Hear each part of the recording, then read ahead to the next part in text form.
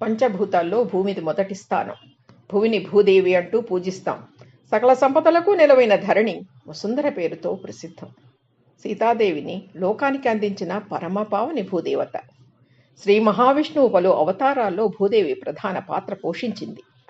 ధరిత్రిని దానవుల నుంచి రక్షించేందుకు ఆ దేవదేవుడు వివిధ రూపాలు దాల్చాడు. శ్రీ మహావిష్ణువు అంశతో జన్మించిన మహారాజు పృథువు. ఓ రోజు ఆయనకి ప్రజలు తమ గోడును వెళ్లబోసుకున్నారు. భూమి సారహీనమైందని, పంటలు లేక అలమటిస్తున్నామని ఆవేదన వ్యక్తం చేశారు. అది విన్న పృథువు పరిస్థితిని ఆరా తీశాడు. పుడమి గోరూపం ధరించి మహారాజు ముందుకు రాగా, అమ్మా భూమాత, యజ్ఞాల్లో సమర్పించే నెయ్యి మొదలైన వాటిని అందుకుంటున్నావు గాని ప్రతిఫలంగా ధాన్యం సమృద్ధిగా ఇవ్వడం లేదు. నియమాన్ని అతిక్రమిస్తున్నావు. ప్రజలు ఆకలితో బాధపడుతున్నారు. బ్రహ్మదేవుడు నీకు ప్రసాదించిన ఔషధ బీజాలను వెలుపలికి రానివ్వక నీలోనే నిక్షిప్తం చేసుకుంటున్నావు అన్నాడు. అప్పుడు ధరణి, రాజా, ప్రాణికోటికి ఆధారంగా ఉండమని నన్ను సృష్టించావు. అందుకే సకల జీవుల్ని సహనంతో భరిస్తున్నాను. కానీ కొందరు నన్ను దుర్వినియోగపరుస్తూ నాలోని సారమంతా తోడేస్తున్నారు. నాలోని ఔషధ మొక్కల్ని సైతం అపహరిస్తున్నారు.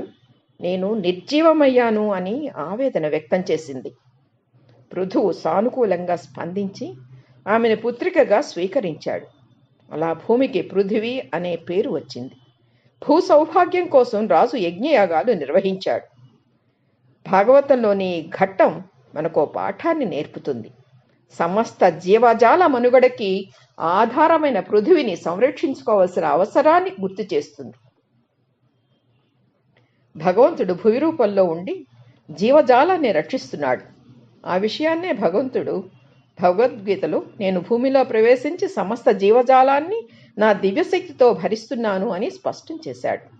ఆ భావాన్ని అన్నమయ్య అని ఆనతిచ్చే కృష్ణుడు అర్జునునితో భూమిలోన జొచ్చి సర్వభూత ప్రాణులనెల్లా అంటూ ఆలపించాడు. ఆండాళ్ళ అమ్మవారు భూదేవి స్వరూపం అని భక్తుల విశ్వాసం. మన ధర్మగ్రంథాలు భూమిని తల్లిగా, ఆకాశాన్ని తండ్రిగా అభివర్ణించాయి. మనల్ని అమ్మలా ఆదరించి పోషించేది భూమాతే. ఆకాశం నుంచి కురిసే వర్షాన్ని, నక్షత్రాల కాంతిని, సూర్యభగవానుడి ప్రాణశక్తిని నేల తల్లి గ్రహిస్తుంది. వాటితో తన బిడ్డలైన సకల జీవాల్ని పోషిస్తుంది. భాగవతాది పురాణాల్లోనే కాదు, భారతంలోనూ భూమాత ప్రస్తావన వస్తుంది. భూదేవిని విష్ణుపత్నిగా కూడా ఆరాధించడం భారతీయ సాంప్రదాయం.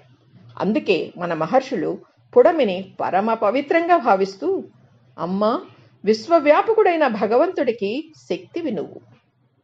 సముద్రాన్ని వస్త్రంగా ధరించావు. నా పాదాల తాకిడిని క్షమించు తల్లి అని అడుగు వేస్తూ అభినందనం చేసే ఆచారం మనది. నేల తల్లితో ఇంత ఆత్మీయతని, అనుబంధాన్ని అభివృద్ధి చేసుకున్న గొప్ప నాగరికత మనది. హిరణ్యాక్షుడనే రాక్షసుడు భూదేవిని చాపలా చుట్టి సముద్రంలో దాక్కున్నాడు. అప్పుడు శ్రీ మహావిష్ణువు వరాహమూర్తి అవతారమెత్తి ఆ దేవిని రక్షించాడు. అనంతరం భూదేవతకు 24,000 శ్లోకాలతో కూడిన వరాహ పురాణాన్ని వినిపించాడు. సృష్టి క్రమం, మానవ ధర్మాలు, విష్ణుమూర్తి ఉపాసనా విధానం, శివపార్వతుల వృత్తాంతం, ధర్మశాస్త్రాలు, పుణ్యక్షేత్ర వర్ణనలు ఈ పురాణ ప్రత్యేకత. ఈ ఘట్టాన్నే గుర్తు చేస్తూ భద్రాచల రామదాసు దాశరథి శతకంలో, నువ్వు వరాహావతారం దాల్చి భూమిని ఉద్ధరించావు, అలా నన్ను కూడా రక్షించు అని వేడుకున్నాడు. పంట పండించే ముందు భూమిని పూజించడం మన సాంప్రదాయం.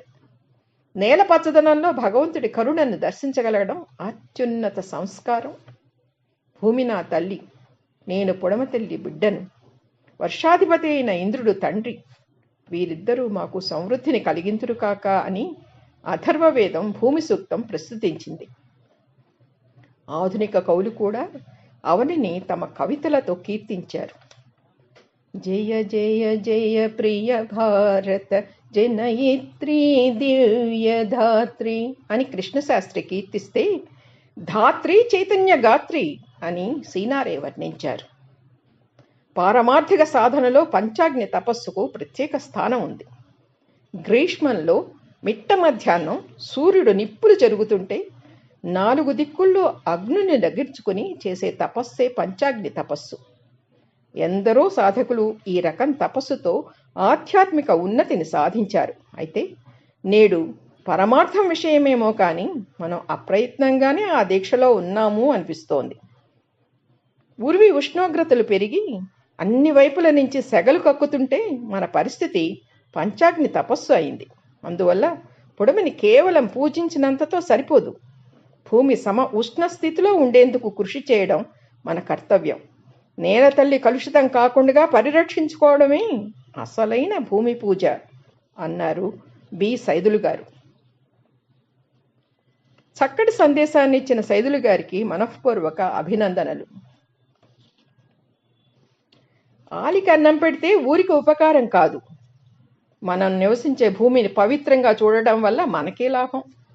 జాగ్రత్తగా సారవంతం చేయడం అంటే మనల్ని మనం ఉద్ధరించుకోవడం మాత్రమే. భూమి, గాలి, నీరు, నింగి, నిప్పు మానవ అవసరాలకి సృష్టించబడినవే. వాటిని పవిత్రంగా చూడడం మానవ ధర్మం.